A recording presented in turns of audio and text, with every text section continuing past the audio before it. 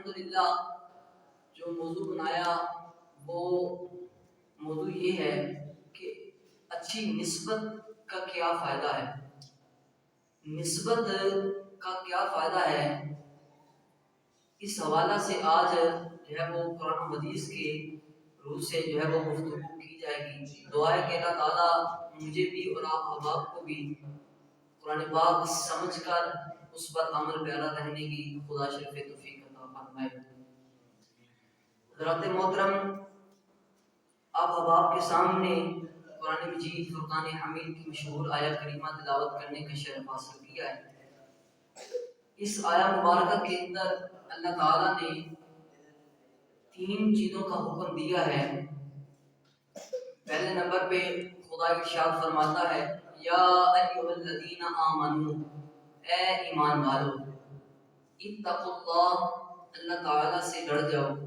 وکونوا مع الصادقین، اور سچوں کے ساتھ ہو جاؤ، سچوں کی سنگت اختیار کر لو.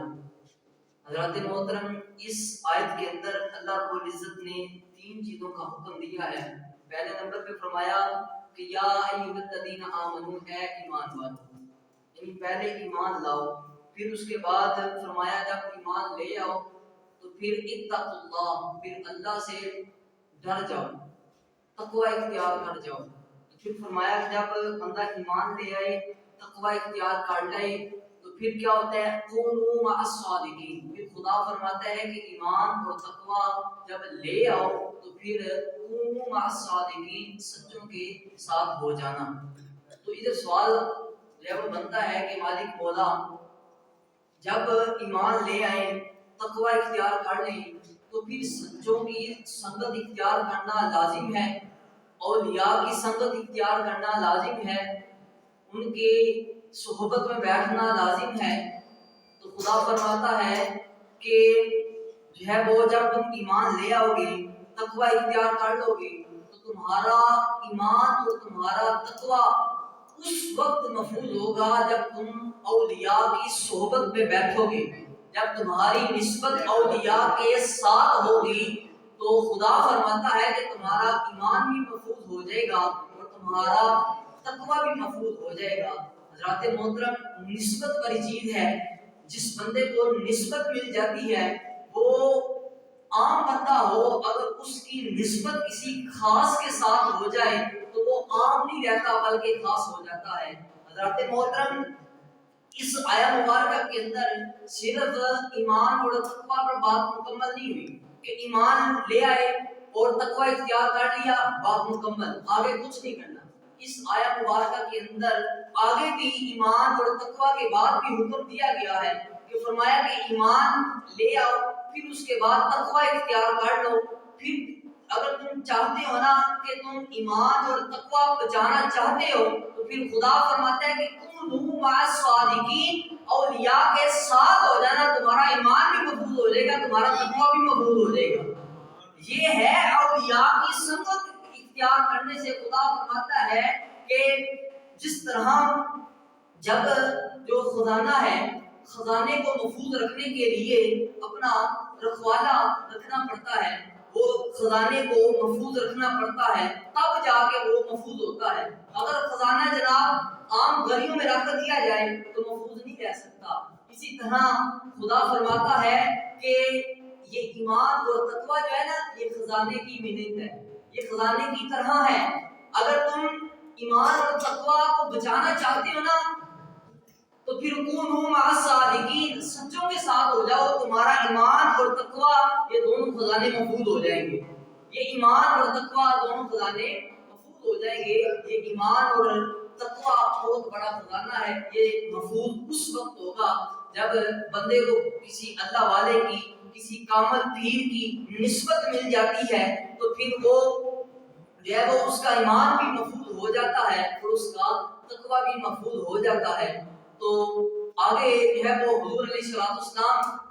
آپ کا ارشاد ہے، آپ فرماتے ہیں کہ المرء مع من احب. حضور علیہ السلام فرماتے ہیں کہ جو شخص دنیا میں جس کے ساتھ پیار کرتا ہوگا، کل قیامت والے دن اسی کے ساتھ اٹھایا جائے گا. یعنی آپ ایسا کہہ لیں کہ جس کے ساتھ اس نے نسبت قائم کی ہوگی، جس کے ساتھ اس نے سنگت اختیار کی ہوگی، حضور علیہ السلام فرماتے ہیں کہ وہ کل قیامت والے دن بھی اسی کے ساتھ اٹھایا جائے گا، وہ اسی کے ساتھ جو ہے وہ پکارا جائے گا، اسی کے ساتھ اس کو اٹھایا جائے گا۔ حضرات محترم، نسبت کا بڑا مقام ہے۔ اگر نسبت جانور کو بھی ہو جائے تو جانور جنتی ہو سکتا ہے، تو اگر نسبت انسان کی اگر کسی ولی کے ساتھ ہو جائے تو وہ کیسے مشرک ہو سکتا ہے؟ جانور کی اگر نسبت کسی ولی کے ساتھ ہو جائے جانور جنتی ہو سکتا ہے، تو وہ اپنا حضور علیہ السلام کی امت میں سے اگر ہو کر وہ اولیاء کی صف میں بیٹھے تو وہ ضرور بر ضرور وہ اللہ کے فضل و کرم سے جنتی ہو سکتا ہے۔ حضرات محترم، قرآن پاک کے اندر بے شمار مثالیں ہیں، نسبت کا بڑا معنی ہوتا ہے، نسبت کا بڑا مقام ہوتا ہے۔ اصحاب کہف کا واقعہ آپ کے سامنے ہے کہ قرآن پاک میں وہ کچھ لوگ 7 لوگ غار کے اندر جو ہے وہ آرام فرما ہوئے، اور ان کے ساتھ ایک کتا بھی تھا، اور وہ کتا اولیاء کی محبت میں جو ہے وہ بیٹھا ہوا تھا۔ اور لکھا ہے حضور کی بلال محدث علیہ رحمہ آپ نے خطبات درویش کے اندر بھی لکھا ہے کہ وہ کتا جو ہے نا وہ جانے کا نام ہی نہیں تھا لے رہا۔ ان بزرگوں نے کہا تھا کہ آپ چلے جاؤ، تو ان بزرگوں نے کتے کو مارا بھی تھا، لیکن وہ کتا ولی کی صحبت سے جو ہے وہ دور نہیں کیا، ولی کے پاس ہی بیٹھا رہا ہے۔ اور اس نے کہا کہ مجھے جتنا مرضی مان لو، میں جو ہے وہ ادھر سے جو ہے وہ باز نہیں آؤں گا، میں ادھر آپ کے پاس بیٹھوں گا۔ تو پھر وہ جب وہ بزرگ مارتے رہے تو وہ کتا جو ہے وہ اللہ کی بارگاہ میں عرض کرتا ہے کہ مالک مجھے زبان دی جائے میں تاکہ ان کو جواب دے سکوں۔ تو پھر اللہ تعالیٰ نے اس کتے کو زبان دی، اور وہ کتا اللہ کی اذن سے وہ بولنے لگا کہ میں جو ہے نا تمہاری ادھر چوکھٹ پہ بیٹھا رہوں گا، بھوکوں گا نہیں، اور تمہاری جو ہے وہ رکھوالی کروں گا۔ تو پھر جب ایسا ہوا تو انہوں نے کہا کہ چلو اس کو بھی ساتھ دے دیتے ہیں۔ اب وہ اصحاب کہف کا جو کتا ہے وہ بھی جو ہے نا ان کے ساتھ چل دیا، اور وہ اولیاء کی مجلس میں بیٹھ گیا۔ 900 سال 390 سال جو ہے وہ اپنا اولیاء کے پاس بیٹھا رہا۔ تو اب حدیث شریف کے اندر آتا ہے کہ وہ شخص وہ جو کتا ہے وہ جنتی کتا ہے، اور سوال ادھر بنتا ہے کہ کتا جنتی کیسے ہو سکتا ہے؟ جنتی کتا کیسے ہو سکتا ہے؟ اس نے نہ نمازیں پڑھی، نہ روزے رکھے، نہ زکات حج ادا کی، کچھ بھی نہیں کیا، وہ جنتی پھر کیسے ہو گیا؟ تو اس کا جواب جو ہے وہ علماء دیتے ہیں کہ وہ جنتی صرف اور صرف ہوا ہے اولیاء کی نسبت اختیار کرنے کی وجہ سے، اولیاء کے پاس بیٹھنے کی وجہ سے جو ہے وہ کتا جنتی ہو گیا ہے۔ حضرات محترم، بنی اسرائیل میں سے جو اولیاء ہوں، ولی ہوں، ان کے پاس اگر کتا بیٹھ جائے تو وہ جنتی ہو سکتا ہے۔ تو پھر آپ خود اندازہ لگائیں نا اس ہستی کا بھی کتنا مقام ہوگا جو حضور علیہ السلام کی امت میں سے ہو کر حضور علیہ السلام کے غلاموں کے پاس بیٹھے، اولیاء کے پاس بیٹھے، وہ کیسے مشرک ہو سکتا ہے؟ وہ حضرات محترم کو اللہ کے فضل سے وہ جنتی سے بھی جو ہے وہ اوپر والے مقام پہ ہوتا ہے، اس کا بڑا مقام ہوتا ہے جو اولیاء کے سب میں بیٹھ جائے۔ جس بندے کو جس کی نسبت مل جائے وہ بندہ جو ہے نا اس کے مقام کے برابر ہو جاتا ہے، اس کے ساتھ جو ہے وہ ہو جاتا ہے۔ نسبت جس کی جتنی اچھی ہوگی جو ہے نا اس کو فائدہ بھی اتنا اچھا ہوگا۔ خدا فرماتا ہے کہ یا ایھا الذین آمنوا اتقوا اللہ وکونوا مع الصادقین، اے ایمان والو تقوی اختیار کرو، اللہ سے ڈر جاؤ، اور وکونوا مع الصادقین، اور سچوں کے ساتھ جو ہے وہ اختیار ہو جاؤ، سچوں کے ساتھ صحبت اختیار کر لو، سچوں کی نسبت اختیار کر لو۔ جب تم سچوں کی نسبت اختیار کرو گے تو تمہارا ایمان بھی محفوظ ہو جائے گا اور تمہارا تقوی بھی محفوظ ہو جائے گا۔ حضرات محترم، ایمان اور تقوی جو ہے خدا فرماتا ہے کہ یہ صراط مستقیم ہے، فرمایا ھذا صراط مستقیم، یہ جو ایمان اور تقوی ہے نا یہ صراط مستقیم ہے۔ فرمایا کہ لا یصدنکم شیطان انہ لکم عدو مبین، فرمایا کہ یہ صراط مستقیم ہے، یہ شیطان جو ہے وہ اس پر چلنے سے پوری کوشش کرتا ہے روکنے کی، انہ لکم عدو مبین، بے شک شیطان انسان کا کھلا دشمن ہے۔ اب حضرات محترم، صراط مستقیم پر چلنے والا جو شخص ہے نا، شیطان اس کو روکتا ہے، لیکن علماء فرماتے ہیں کہ جس بندے کی نسبت جو ہے وہ اولیاء کے ساتھ ہو جائے، پھر شیطان اس کو روکتا نہیں ہے، اور وہ روکنے کی کوشش کرتا ہے، وہ اولیاء کی نسبت کی وجہ سے وہ پیچھے ہٹ جاتا ہے کہ یار اس کی نسبت اللہ کے محبوب کے ساتھ ہے، اللہ کے ولی کے ساتھ ہے، اگر اس کو ہم نے جو ہے وہ روکنے کی کوشش کی تو اللہ تعالیٰ ہمیں جو ہے وہ ہلاک کر دے گا۔ یہ اولیاء کی نسبت ہے، اولیاء کے ساتھ سنگت اختیار کرنے کا مقام ہے۔ آج تو ایسے لوگ جناب جو ہے وہ اولیاء کے ساتھ برا بغض رکھتے رہتے ہیں، لیکن سنیں حضور علیہ السلام کا فرمان، آقا کریم علیہ السلام نے فرمایا کہ جس حضور علیہ السلام فرماتے ہیں کہ اللہ تعالیٰ ارشاد فرماتا ہے کہ جس بندے نے میرے ولی کے ساتھ دشمنی رکھی، خدا فرماتا ہے کہ جس بندے نے میرے ولی کے ساتھ دشمنی رکھی، خدا فرماتا ہے کہ میں اس کے ساتھ اعلان جنگ کرتا ہوں۔ حضرات محترم، اگر امریکہ والے جو ہے وہ کہہ دیں کہ ہم جو ہے وہ اعلان جنگ کرنے لگے ہیں، تو اب سارے لوگ جو ہے وہ فوکس ہو جائیں گے، ڈھڑنے والے ہو جائیں گے۔ اب حضرات محترم، امریکہ والے ان کے پاس تو کوئی طاقت بھی نہیں ہے، اب سب سے زیادہ طاقت اللہ کے پاس ہے۔ اللہ اکبر، اللہ سب سے بڑا ہے اور طاقت بھی اس کی سب سے بڑی ہے۔ اب وہ کہہ رہے ہیں کہ جس بندے نے ولی کے ساتھ دشمنی رکھی، میں اس کے ساتھ اللہ نے جنگ کروں گا۔ اس کی حدیث کی شرح میں جو ہے علماء فرماتے ہیں کہ خدا کا اللہ نے جنگ کرنا یہ ہے کہ خدا جو ہے نا اس بندے کے دل سے جو قیمتی چیز ہے نا ایمان والی، خدا اس چیز کو جو ہے وہ قدر کر لیتا ہے، اس چیز کو جو ہے وہ اس سے ایمان وہ جو ہے نا چھین لیتا ہے۔ اب جس بندے کے دل سے ایمان چھین جائے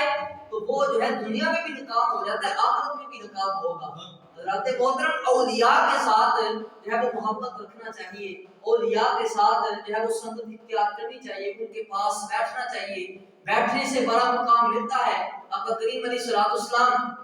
آپ نے فرمایا کہ جو بندہ اولیاء کے پاس ایک لمحہ بیٹھ جاتا ہے، صوفی کے پاس ایک لمحہ بیٹھ جاتا ہے، حدیث شریف کے اندر آتا ہے کہ اعطى اللہ جنتین، حضور علیہ السلام فرماتے ہیں کہ اللہ تعالیٰ اس کو 2 جنتیں عطا فرما دیتا ہے۔ اب یہ مقام ہے اولیاء کے پاس بیٹھنے کا، اب اولیاء کی نسبت اختیار کرنے کا۔ جس بندے کو اولیاء کی نسبت مل جائے وہ بڑا مقام والا ہو جاتا ہے۔ حضرات محترم، حضور علیہ السلام آپ کے جو ہے وہ احادیث سے بھی جو ہے یہ بات ثابت ہے کہ اولیاء کی سنگت اختیار کرنی چاہیے، جس کا بڑا مقام ہے۔ آپ دیکھیں نا کہ وہ حضرت یونس علیہ السلام، آپ 40 دن آپ جس مچھلی میں آپ آرام فرما ہوئے نا، علماء فرماتے ہیں کہ وہ مچھلی بھی جنت میں جائے گی، اب وہ مچھلی بھی جنت میں جائے گی۔ حضرت یونس علیہ السلام جس مچھلی کے اندر رہے،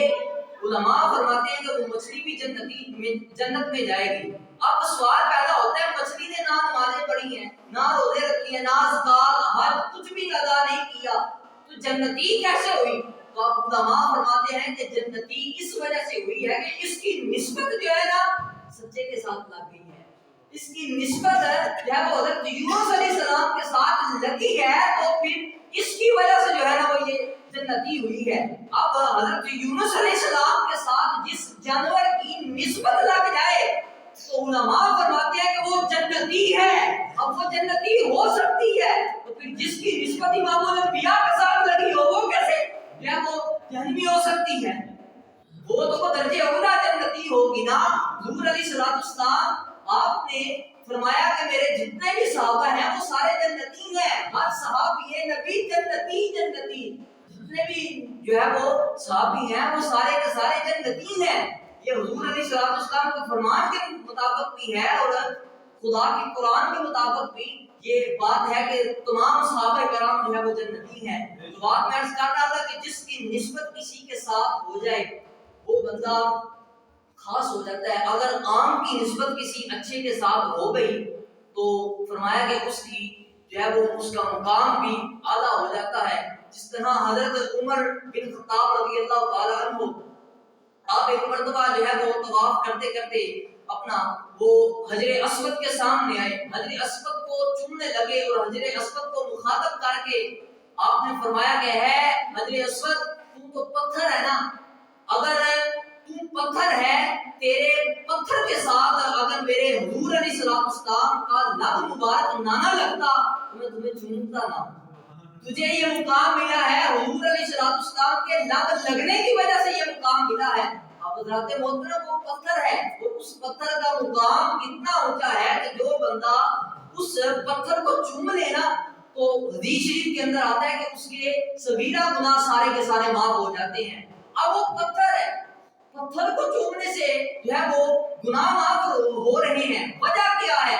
اب علماء فرماتے ہیں کہ اس کی وجہ یہ ہے کہ وہ اس پتھر کو نا لب مصطفیٰ ہو چکا ہے، حضور علیہ السلام کی نسبت اس پتھر کو مل چکی ہے۔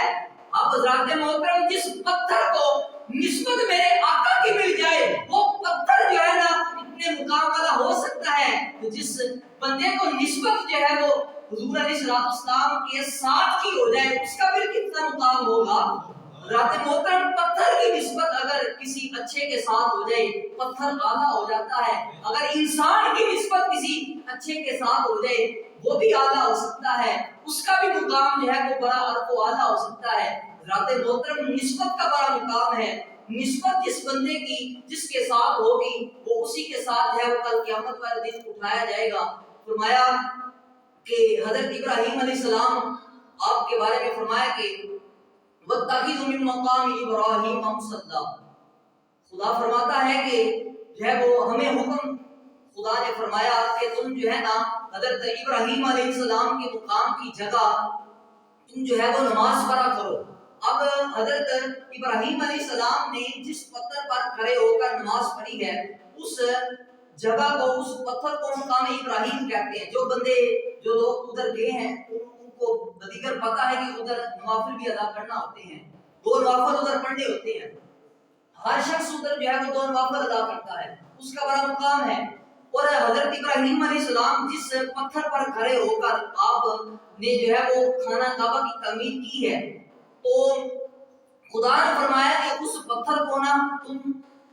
وَمُقَامُ إِبْرَاهِيمَ مُصَلًّى، اس پتھر کو جو ہے وہ تم نماز پڑھنے والی جگہ بناؤ۔ اب خدا نے حکم فرما دیا کہ اس پتھر پر جو ہے تم سجدہ کرو۔ اب حضرات محترم سوال یہ ہے کہ وہ پتھر ہے، اب اس پتھر کو کے بارے میں حکم دیا ہے کہ اس پتھر پر جو ہے وہ سجدہ کرے، پیشانی کرے اور نماز ادھر ادا کیا کرے، اس کا یہ مقام ہے۔ سوال پیدا ہوتے ہیں کہ وہ پتھر ہے، اس کو یہ مقام کیسے مل گیا ہے؟ پتھر کو یہ مقام کیسے مل گیا ہے کہ اس کے پاس کھڑے ہو کر جو ہے وہ نوافل ادا کرنے کا حکم ہے، اس کو یہ مقام کیسے مل گیا ہے؟ پھر علماء فرماتے ہیں کہ اس پتھر کو مقام ملا ہے تو نسبت کی وجہ سے ملا ہے۔ اس پتھر پر حضرت ابراہیم علیہ السلام کے قدم مبارک لگے ہیں، نقش مبارک لگے ہیں، تو حضرت ابراہیم علیہ السلام کے قدم مبارک لگنے کی وجہ سے وہ پتھر اچھا ہو گیا ہے، اس پتھر کا مقام جو ہے وہ اونچا ہو چکا ہے۔ اب حضرات محترم حضرت ابراہیم علیہ السلام آپ کے پاؤں مبارک جس پتھر پر لگے اس پتھر کا مقام اونچا ہو جاتا ہے، یعنی آپ ایسا کہہ لیں پتھر کی نسبت جب کسی نبی کے ساتھ ہو جائے، اچھے کے ساتھ ہو جائے، وہ پتھر بھی اونچا ہو جاتا ہے۔ اگر انسان کی نسبت کسی اولیاء کے ساتھ ہو، اللہ کے محبوب بندے کے ساتھ ہو، وہ بھی اعلیٰ ہو سکتا ہے، اس کا بھی مقام جو ہے وہ اعلیٰ ہے۔ اللہ فرماتا ہے یا ایھا الذین آمنوا اتقوا اللہ وکونوا مع الصادقین، اے ایمان والو اللہ سے ڈر جاؤ اور تقوی اختیار کرو، وکونوا مع الصادقین، اور سچوں کے ساتھ ہو جاؤ۔ اپنا ایمان اور تقوی بچانے کے لیے تمہاری نسبت جب اولیاء کے ساتھ ہوگی تو تمہارا ایمان بھی محفوظ ہو جائے گا، تمہارا تقوی بھی محفوظ ہو جائے گا۔ یہ قرآن ہے۔ حضرات محترم بات میں عرض کر رہا تھا نسبت کے حوالہ سے، جس بندے کی نسبت جس بندے کے ساتھ ہو جائے وہ جو ہے نا مقام بھی اس کو اس لحاظ سے ملتا ہے۔ اگر جس بندے کی نسبت کسی اچھے کے ساتھ ہے وہ عام نہیں رہتا بلکہ خاص ہو جاتا ہے۔ وہ ان الصفا والمروہ من شعائر اللہ، خدا قرآن میں فرماتا ہے کہ بے شک صفا مروہ یہ اللہ کی نشانیوں میں سے ہے۔ اب صفا مروہ یہ 2 پہاڑیاں ہیں، پہاڑ ہیں۔ اب صفا مروہ 2 پہاڑ ہیں، اور بھی دیگر پہاڑ ہیں، صرف صفا مروہ ہی کیوں جو ہے وہ نشانیاں کیوں کہا ہے؟ صفا مروہ ہی کو نشانیاں کیوں کہا ہے؟ اور بھی پہاڑ بہت زیادہ تھے، ان کو کیوں نہیں کہا کہ یہ بھی اللہ کی نشانیاں ہیں، یہ بھی اللہ کی جو ہے وہ دلائل ہیں؟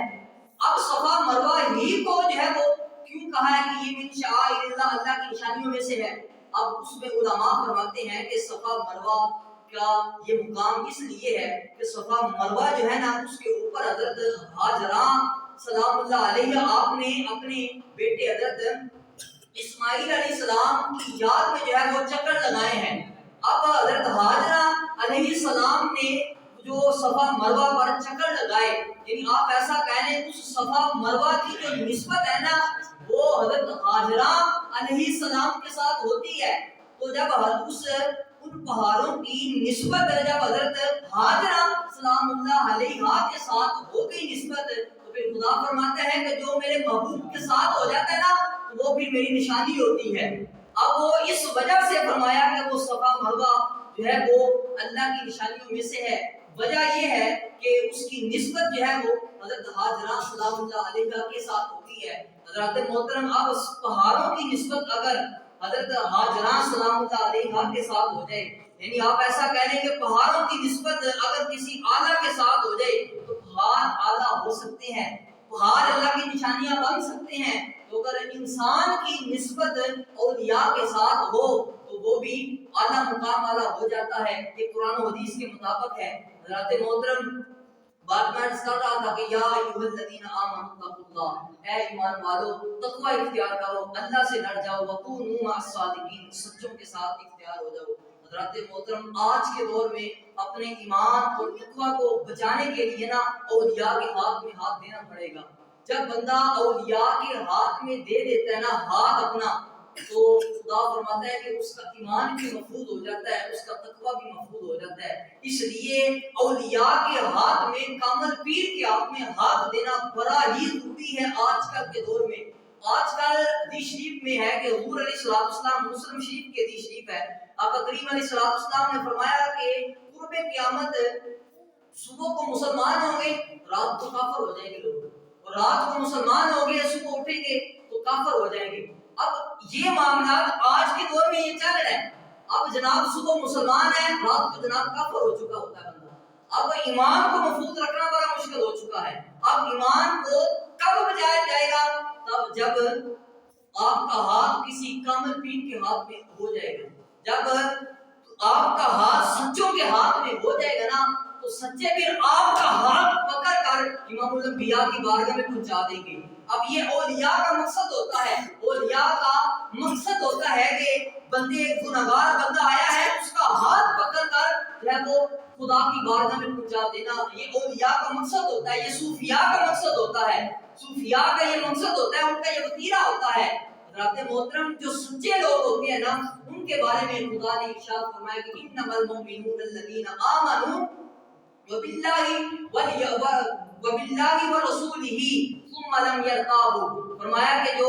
ایمان والے ہیں نا، جو حقیقی ایماندار ہیں، وہ ہیں جو ایمان لاتے ہیں اللہ پر اور اس کے رسول پر، پھر اس کے بعد فرمایا ثم لم يرتابوا، پھر اس میں کوئی کمی پیشی نہیں کرتے، وجاہدوا فی سبیل اللہ، وجاہدوا باموالہم وانفسہم فی سبیل اللہ، کہ خدا فرماتے ہیں کہ وہ اپنے مالوں کے ساتھ اور اپنے نفس کے ساتھ جہاد کرتے ہیں۔ تو پھر فرمایا کہ یہی لوگ سچے لوگ ہیں، یہی لوگ سچے لوگ ہیں، صادق لوگ ہیں۔ اب پچھلی آیت میں جو آپ کو سنائی کہ یا ایھا الذین آمنوا اتقوا اللہ وکونوا مع الصادقین، اے ایمان والو تقوی اختیار کرو اور سچوں کے ساتھ ہو جاؤ۔ اب سوال پیدا ہوتا ہے سچے کون ہیں؟ اب سچے یہ لوگ ہیں کہ جو حضور علیہ السلام پر ایمان لاتے ہیں، اللہ تعالیٰ پر ایمان لاتے ہیں، پھر اس کے بعد اپنے مال کے ساتھ جہاد کرتے ہیں، پھر اس کے بعد اپنے نفس کے ساتھ جہاد کرتے ہیں۔ اب جو لوگ اپنے مال کے ساتھ جہاد کرتے ہیں، اپنے نفس کے ساتھ جہاد کرتے ہیں، خدا فرماتا ہے کہ یہی سچے لوگ ہیں، تم انہی کے ساتھ ہو جاؤ۔ اب ذرا غور کریں، اب یہ جو اولیاء ہوتے ہیں، کامل پیر ہوتے ہیں، وہ اپنے نفس کے ساتھ بھی جہاد کر رہے ہوتے ہیں اور اپنے مال کے ساتھ بھی جو ہے وہ جہاد کر رہے ہوتے ہیں، اللہ کی راہ میں اس کو خرچ کر رہے ہوتے ہیں۔ آپ کے سامنے مثال ہے کی مفتی عبد الکریم صاحب رحمۃ اللہ تعالی علیہ، آپ کا جد امجد امرتسر شریف ہے، اپنا ادھر انڈیا سے آپ جناب آئے مفتی عبد الکریم صاحب رحمۃ اللہ تعالی علیہ، لکھا ہے کہ آپ کا ادھر آنے کا سبب یہ بنا کہ مفتی عبد الکریم صاحب رحمۃ اللہ تعالی علیہ آپ کے پاس بڑی جائیداد تھی، آپ کے پاس بڑے جو ہے وہ پلاٹ تھے، بہت زیادہ جائیداد تھی، اور آپ کے والد تھے، انہوں نے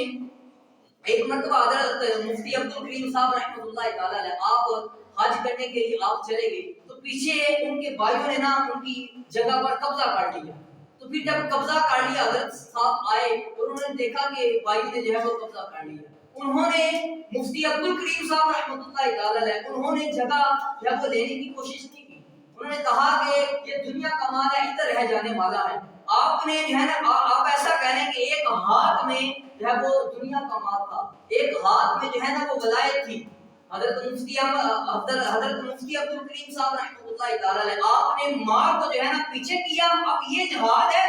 جہاد بالمال، یعنی مال کے ساتھ آپ نے جہاد کیا اور اپنے نفس کے ساتھ بھی جہاد کیا، آپ نے جو ہے وہ دنیا کو مال کو پیچھے چھوڑا اور جو ولایت ہے نا اس کو چنا، پھر حضرت مفتی عبد الکریم صاحب رحمۃ اللہ تعالی علیہ آپ مصحف سرزمین میں آئے اور ادھر آ کے جب تبلیغ کا آغاز کیا، اب یہ لوگ ہیں جو سچے لوگ ہیں جنہوں نے اللہ اور اس کے رسول کے لیے دین کا پیغام پہنچایا ہے اور اپنے مال کے ساتھ جب جہاد کیا، اپنے نفس کے ساتھ جہاد کیا ہے، خدا فرماتا ہے کہ یہی لوگ یہ سچے لوگ ہیں، ان کے ساتھ تم ہو جاؤ۔ حضرت محترم جو اولیاء ہوتے ہیں وہ اپنے مال کے ساتھ بھی جہاد کرتے ہیں، اپنے جو ہے وہ نفس کے ساتھ بھی جہاد کرتے ہیں، جو مال اور نفس کے ساتھ جہاد کرنے والے ہوتے ہیں خدا فرماتا ہے کہ یہی سچے لوگ ہیں، اور انہی کے ساتھ جب تم ہو جاؤ گے تو یہ لوگ جو ہے نا ان کی برکت سے تمہارا ایمان بھی محفوظ ہو جائے گا، تمہارا تقوی بھی محفوظ ہو جائے گا۔ حضرات محترم آج بڑی اہمیت ہے، بڑی ضرورت ہے اپنے ایمان کو محفوظ رکھنا، اپنے ایمان کو جو بندہ محفوظ رکھ لیتا ہے وہ دنیا میں بھی کامیاب اور آخرت میں بھی کامیاب ہو جاتا ہے۔ حضور علیہ السلام حدیث شریف میں فرمایا کہ جس کے من کے اندر رائی کے دانے برابر بھی اگر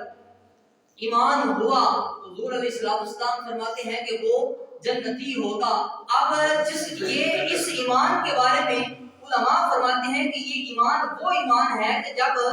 آخری وقت ہو،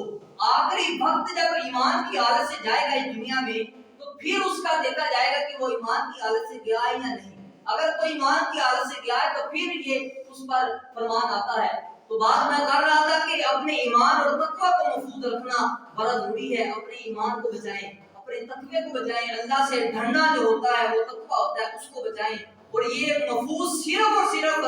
رہے گا اولیاء کی بارگاہ میں بیٹھنے سے، اولیاء کی سنگت اختیار کرنے سے ایمان بھی محفوظ رہے گا، یہ تقوی بھی محفوظ رہے گا۔ یہ میں اپنے سے باتیں نہیں کر رہا، یہ قرآن و حدیث کے مطابق اس کی شروحات میں جو ہے نا یہ باتیں لکھی ہوئی ہیں کہ جو ہے نا بندے کا ایمان اور تقوی اس وقت محفوظ ہوتا ہے جب بندے کا ہاتھ کسی کامل پیر کے ہاتھ میں ہو جاتا ہے، اس کا پھر ایمان بھی محفوظ ہو جاتا ہے، اس کا تقوی بھی محفوظ ہو جاتا ہے۔ تو بات میں عرض کر رہا تھا کہ جس بندے کی نسبت جس کے ساتھ خاص ہو جائے وہ مقام اس کو اونچا مل جاتا ہے۔ حضرات محترم حضرت شیخ سعدی رحمۃ اللہ تعالی علیہ آپ ایک مرتبہ نا آپ نے گلاب کے پودے کے نیچے سے نا وہ جڑ سے وہ مٹی اٹھائی، مٹی پکڑ کر نا آپ نے اسمیل کیا، یعنی آپ نے سونگا، آپ نے سونگ کر جب کہا نا کہ یار اس مٹی سے بڑی خوشبو آ رہی ہے تو پھر آپ نے مٹی کو مخاطب کر کے فرمایا کہ اے مٹی تو ہے مٹی ہے لیکن تجھ سے خوشبو کیسے آ رہی ہے،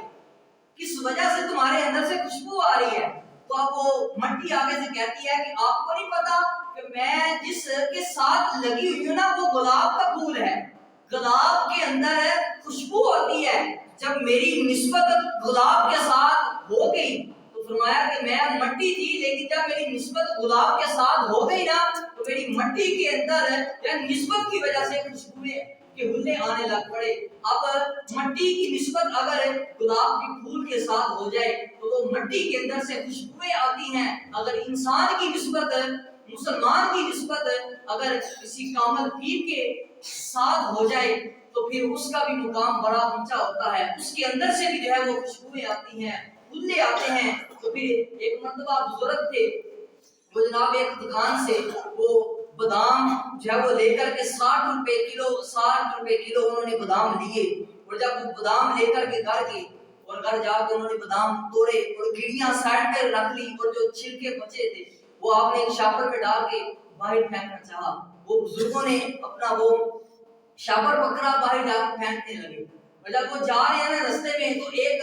بزرگ آئے تھے بڑی نظر والے، اور انہوں نے جب دیکھا نا کہ یہ چھلکے جناب یہ باہر پھینکنے جا رہی ہیں تو ان سے پوچھو تو صحیح یہ وجہ کیا ہے۔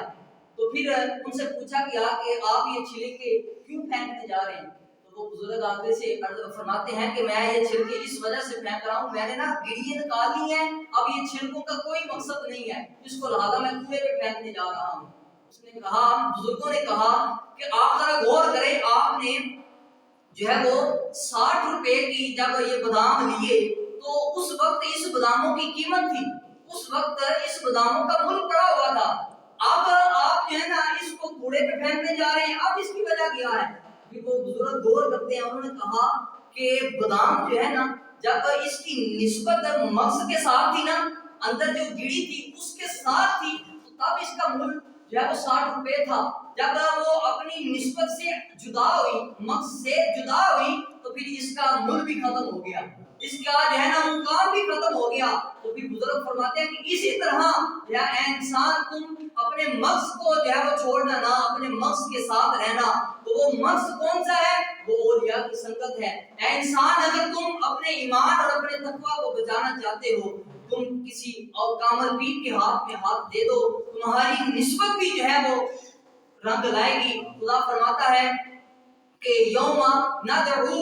اکل بامامہم، فرمایا کہ کل قیامت والے دن ہر ایک شخص کو اس کے امام کے ساتھ اٹھایا جائے گا، ہر ایک شخص کو قیامت والے دن اس کے امام کے ساتھ اٹھایا جائے گا۔ اب سوال پیدا ہوتا ہے امام کون ہوتا ہے؟ امام وہ ہوتا ہے جس کی پیروی کی جائے، ہاں وہ یا وہ سیدھے راستے پر ہو یا غلط راستے پر ہو، امام اس کو کہتے ہیں۔ تو خدا فرماتے ہیں کہ کل قیامت والے دن بندے ہر ایک انسان کو اٹھایا جائے گا اس کے امام کے ساتھ۔ تو اس سے پتہ چلا ہم الحمدللہ حضور غوث پاک کو ماننے والے ہیں، ہم الحمدللہ حضور داتا گنج بخش علی حجویری علی رحمہ کو ماننے والے ہیں، ہم جو ہے نا حضور کی عالم محدث اعلی پوری علی رحمہ حضور خواجہ یعقوب رحمۃ اللہ تعالی علیہ کو ماننے والے ہیں، حضور مفتی احمد یار خان نعیمی رحمۃ اللہ تعالی علیہ آپ کو ماننے والے ہیں۔ تو قال الحمدللہ ہمیں فخر ہے کہ ہم نے ان کے ساتھ اٹھائے جانا ہے، ہم جب ان کے ساتھ اٹھیں گے تو ان پر بھی اللہ راضی ہوگا،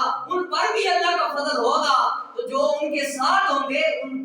پر بھی اللہ کا فضل ہوگا، وہ بھی خوش و خرم ہوں گے، جن کی نسبت جس کے ساتھ ہوگی، جو بندہ جس امام کے ساتھ ہوگا وہ بندہ بھی کل قیامت والے دن اسی کے ساتھ اٹھایا جائے گا۔ جو بندہ آج اولیاء سے بغض رکھنے والا اس کے ساتھ ہوگا تو وہ شخص بھی اس کے ساتھ اٹھایا جائے گا۔ آج جو بد عقیدہ شخص ہے اس کے ساتھ جس بندے نے اپنی صحبت اختیار کی ہو، جس بندے نے بد عقیدہ کو دوست بنایا ہو، تو خدا فرماتا ہے کہ کل قیامت والے دن بھی اس نے اسی کے ساتھ اٹھایا جانا ہے، اسی کے ساتھ اٹھایا جانا ہے۔ حدیث شریف کے اندر آتا ہے کہ المرء مع من احب، کل قیامت والے دن ہر ایک بندے نے اس کے ساتھ اٹھایا جانا ہے جس کے ساتھ اس نے دنیا میں محبت رکھی ہوگی۔ آج الحمدللہ ہم حضور علیہ السلام سے بھی محبت رکھنے والے ہیں، ہم صحابہ کرام کے ساتھ بھی محبت رکھنے والے ہیں، ہم اہل بیت کے ساتھ بھی محبت کرنے والے ہیں، ہم جناب اولیاء اسلام کے ساتھ بھی محبت کرنے والے ہیں۔ تو ہمیں فخر ہے اپنی نسبت پر کہ ہم نے کل اولیاء کے ساتھ اٹھائے جانا ہے، لیکن جو ہے وہ غم زدہ ہے وہ لوگ جنہوں نے جو ہے وہ اولیاء کے ساتھ نہیں اٹھائے جانا، ان کے ساتھ جو بغض رکھنے والے ہیں ان کے ساتھ اٹھائے جانے والا ہے۔ حضرات محترم، نسبت اپنی کسی کامل پیر کے ساتھ کر لیں، یہ بڑا اس کا فائدہ ہے اور اس کا بڑا مقام ہے۔ اگر آپ چاہتے ہیں کہ ہماری عبادت میں لذت پیدا ہو، ہماری عبادت میں سرور پیدا ہو، آپ کسی کامل پیر کے ہاتھ میں ہاتھ دے دیں۔ یقین مانیے گا جو بندہ کسی کامل پیر کے ہاتھ میں ہاتھ دے دیتا ہے وہ اس کو مقام جو ہے بڑا روحانی بھی ملتا ہے، جسمانی بھی ملتا ہے۔ وہ کسی شاعر نے خود لکھا ہے نا کہ اللہ اللہ کرنے سے اللہ نہ ملے،